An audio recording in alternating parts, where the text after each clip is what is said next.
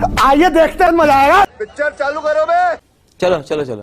इतने सर्वोच्च काल्पनिक मर्यादा पुरुषोत्तम राम को रुको जरा, सब्र करो।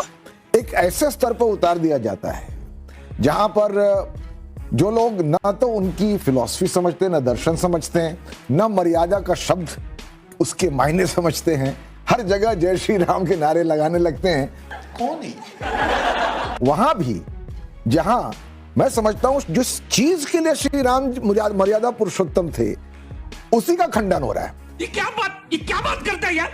जब लक्ष्मण पूछते हैं, भरत और श्री राम का संवाद है कि आखिर इस सबसे बड़ा धर्म क्या है, तो श्री राम कहते हैं परहित सरिस धर्म नहीं भाई, परहित सरिस धर्म नहीं भाई, पर पीड़ा सम नहीं अदमाई। यानी किसी और को दुख पहुंचाने से बढ़कर कोई धर्म नहीं हो सकता। तो इस परिभाषा में अगर हम ले तो श्री राम सबके भी हैं। ओछी राजनीति पर उसको उतार दें तो श्री राम जिनकी कल्पना ही भ्रम की थी वो विभाजन करने लगते हैं। तो मैं समझता हूं कि बीजेपी को भी ये समझना जरूरी है और मैं उनको बधाई देता हूं इस मंदिर के बनने की। एक करोड़ों हिंदुओं के आस्था से जुड़ा हुआ है, पर साथ साथ मैं उनसे निवेदन करता हूं कि श्री राम को कि ऐसा इस्तेमाल ना हो जिससे कि देश बटे। अच्छा, हमको सिखा दिया है। लेकिन आनंद रंगनाथन जी, देश को बांट कौन रहा है? ये ओछी राजनीति कर कौन रहा है? सैम पिट्रोडा जी जिनके बारे में मैंने कहा, या संजय राउत जी जो बार बार कहते हैं, और संजय राउत जी का अगर मैं आपको सुनवाऊं तो वो कहते हैं मुझे लगता है कि बीजेपी ने रामलला का अपहरण कर लिया है और अपहरण हो गए हैं और बीजेपी ने ऐसा कुछ नहीं किया जो शिवसेना ने नहीं किया। तो ओछी राजनीति सैम पिट्रोडा और संजय राउत कर रहे हैं या बीजेपी सिर्फ अकेली कर रही है? धन्यवाद नाविका जी। पहले तो धन्यवाद मेरे जो फेलो पैनलिस्ट हैं। मेरी हिंदी इतनी अच्छी नहीं है तो मुझे माफ़ कीजिएगा, लेकिन मैं ट्राई ज़रूर करूँगा।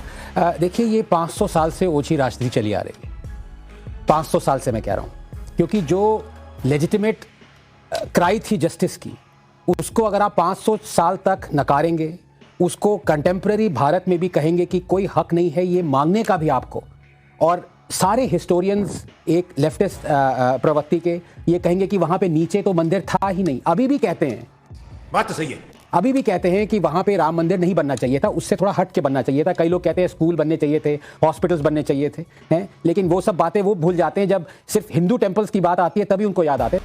ये बड़ी अच्छी बात कही है। तो मैं 3 चीज़ें यहाँ कहना चाहता हूँ, क्योंकि आपने बहुत ही अहम मुद्दा उठाया। ये बीजेपी की बात तो है ही नहीं। क्या बात है सर? है ही नहीं। यस, बीजेपी फोर फ्रंट पे थी राम मंदिर बनाने के लिए, लेकिन उससे बहुत पहले सुधांशु जी भी मानेंगे कि बहुत सारे ऐसे लोग आए गए। 1800 की भी लड़ाई थी जहां पे 5 निहंग सबसे पहले अंदर घुसे राम मंदिर बनाने के लिए, सिख घुसे नवंबर 1858। जी बिल्कुल बिल्कुल। तो ये किसी एक पार्टी की बात है ही नहीं। ये बात होनी चाहिए थी देश की, ये बात होनी चाहिए थी हिंदू, मुस्लिम, सिख, ईसाई सबकी। मैं ये क्यों कह रहा हूं? मैं ये 3 चीजों से कह रहा हूं। कई लोग अभी भी कह रहे हैं, और मुझे थोड़ा सा एक टाइम दीजिएगा, कि बीजेपी इस पूरे उस पे इन्होंने अप्रोप्रिएट कर लिया है, स्टेट क्यों स्पेंड कर रहा है, सेकुलर स्टेट। पहले तो मैं बता दूं कि हमारा देश सेकुलर है ही नहीं, क्योंकि जो स्टेट 1 लाख से ज्यादा मंदिर को कंट्रोल करे एक्सक्लूसिवली, मॉस्क को नहीं कंट्रोल करे, गुरुद्वारों को कंट्रोल नहीं करे, चर्चेस को कंट्रोल नहीं करे, हिंदू के टेंपल, उनके लैंड, उनकी प्रॉपर्टी से लाखों करोड़ों रुपया 70 साल से ले, वो अगर उसका एक फ्रैक्शन राम मंदिर पे स्पेंड करे, तो ये तो मैं कह रहा हूं बहुत कम स्पेंड कर रहा है। तो सबसे पहले बात ये आर्गुमेंट चली जाती है खिड़की के बाहर कि आप सेकुलर स्टेट हैं, आप क्यों स्पेंड कर रहे हैं, नंबर 1। क्या बात है सर? नंबर 2, ये सबसे अहम मुद्दा है, क्योंकि लोग कहते हैं उसके नीचे, लेफ्टिस्ट कहते हैं कि उसके नीचे राम मंदिर या मंदिर था ही नहीं। तो ये एएसआई ने सुप्रीम कोर्ट की, आप 2019 की अयोध्या जजमेंट देखिए, at pains to find out कि इवन दो ये टाइटल सूट है, यहां पे एएसआई की डिस्कवरी नहीं आती है, लेकिन सुप्रीम कोर्ट ने ये बतौर माना है कि उसके नीचे हिंदू ओरिजिन का एक टेंपल था जो कि अब नहीं है। बाबरी मस्जिद उस ढांचे के ऊपर बनी है। और जब ये अयोध्या जजमेंट आ गई, उसके बाद जब खुदाई शुरू हुई नया राम मंदिर बनाने के लिए, तो डजन्स ऑफ मूर्तियां, प्लाक, इंस्क्रिप्शंस सारे उस 1000 साल पहले के मिले, जो कि अब नए राम मंदिर में बनाए जाएंगे। सुधांशु जी इसके बारे में ज्यादा जानते होंगे। तीसरी बात, जो सैम पित्रोदा जी ने कहा कि ये नेशनल इशू नहीं है राम मंदिर, मैं उनसे बिल्कुल इस मामले में एग्री करता हूं। ये नेशनल इशू नहीं है। क्यों?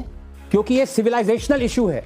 ये सिर्फ भारत तक सीमित नहीं है, ये सिर्फ जो आस्था में विश्वास करते हैं उनके लिए सीमित नहीं है। मैं एक डार्विनियन एथिस्ट हूं, आशुतोष एक लेफ्टिस्ट एथिस्ट है। जो भी हो, आस्था भले ही ना हो, लेकिन ये एक इशू ऐसा है कि हमारे एंसेस्टर्स के अगेंस्ट हिस्टोरिकल इनजस्टिस किया गया, और जिन लोगों ने कहा कि इसको भूल जाओ इस इनजस्टिस को, वो पूरे दुनिया भर में कहते हैं कि कभी भूलना मत हिस्टोरिकल इनजस्टिस, एबोरिजिनल्स के हिस्टोरिकल इनजस्टिस को मत भूलना, जो चर्चिल ने तुम्हारे अगेंस्ट किया वो मत भूलना, किंग लियोपोल्ड के स्टैच्यूज को गिराना, इलीगली गिराना। ये वही लोग हैं जो यहां पे कहते हैं अरे जो औरंगजेब ने किया काशी में भूल जाओ उसको, जो बाबरी मस्जिद का हुआ वो भूल जाओ, जो सारे टीपू ने किया वो भूल जाओ। तो ये क्या दिखाता है? ये दिखाता है कि exclusively you hate Hindus and Hinduism. अरे बाप रे, ये तो धोती खोल रहा है। तो अब ये 3 पॉइंट्स जो मैंने आपके सामने रखे, ये एकदम क्लियर फैक्चुअली बताते हैं कि ये आस्था का सवाल नहीं है, ये हमारी सिविलाइजेशन का सवाल है। और हम पे दुनिया क्या, हम खुद शर्मसार हो जाते अगर हम ये राम मंदिर हमारे टाइम में नहीं बनता। ये हुई ना बात।